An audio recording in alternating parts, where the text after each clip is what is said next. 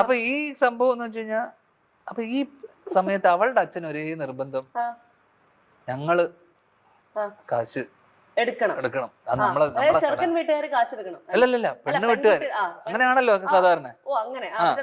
നാട്ടുനടപ്പ് ഞങ്ങള് നോക്കും. ആയിക്കോട്ടെ നിങ്ങൾ നോക്കിക്കോന്ന് പറഞ്ഞു. അപ്പൊ അമ്മേനോട് പോയി പറഞ്ഞു, അമ്മ അവര് പറയുന്നുണ്ട്, നടന്ന കാര്യമാണേ, നീ തള്ളുവെന്ന് പറയണ്ട, നമ്മുടെ വീട്ടിൽ നിന്നിട്ട് നമ്മളല്ലേ ഇത് നോക്കേണ്ടത്, അപ്പോ അത് നമുക്കൊന്ന് ചെയ്യാം. വിട്ടു, അതൊന്നും ഒരു കാര്യമില്ല, നമ്മൾ നിന്നെ ചെയ്യുമെന്ന് പറഞ്ഞു.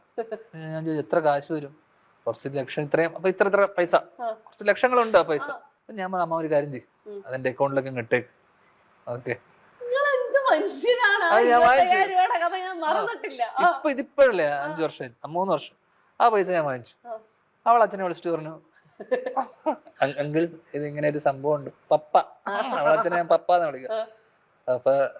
അപ്പൊ അവൾ ആശുപത്രിയില്ല, അങ്ങനെ ഒരു സംഭവം. അല്ല പറഞ്ഞു, ഞങ്ങള് അങ്കിള് ചെയ്താൽ മതി, അതായത് നമുക്ക് അവര് ചെയ്യുന്ന, ഞാൻ തനിക്ക് ആഗ്രഹമില്ല, ഞങ്ങളൊരു കാര്യം ചെയ്യും, ഇത്രയും ലക്ഷം എന്റെ അക്കൗണ്ടിലേക്ക് ഇട്ട്. ഈ 2 സൈഡിൽ നിന്ന് ഞാൻ പൈസ വാങ്ങിച്ചു. ഓക്കെ, അമ്മയുടെ നിന്ന് വാങ്ങിച്ചു, അവളുടെ പപ്പയുടെ നിന്ന് വാങ്ങിച്ചു. ഞാനാണ് ഇത് നോക്കിയത്. ഇത് അപ്പൊ അത്രയും പൈസ അതിന്റെ ഒക്കെ ഇതാക്കണം, ടാലി ആണല്ലോ. അങ്ങനെ ഞാൻ ഇത്രയും പൈസ വാങ്ങിച്ചു. ആന്റി ക്ലൈമാക്സ് എന്താന്ന് വെച്ചാ, അവളുടെ പപ്പയും എന്റെ അച്ഛനും ഇരിക്കുക അടുത്തടുത്ത്.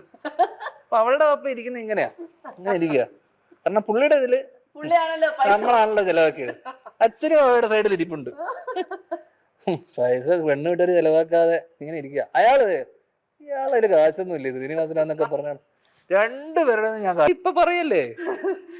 അപ്പൊ ഇപ്പൊ അവരുടെ 2 പേരുടെയും ഇപ്പൊ 2 പേർക്ക് അഭിമാനിക്കാം. 2 പേർക്ക് അഭിമാനിക്കാം. 2 പേരും കാശിട്ടിട്ടുണ്ട്. അതിൽ നിന്ന് കുറച്ച് ഇനി പറയാൻ എനിക്ക് ബുദ്ധി കുറവുണ്ടോ? ഇല്ല. അവരുടെ ആഗ്രഹം സാധിച്ചു. 2 അച്ഛന്മാരുടെ ആഗ്രഹം സാധിച്ചു.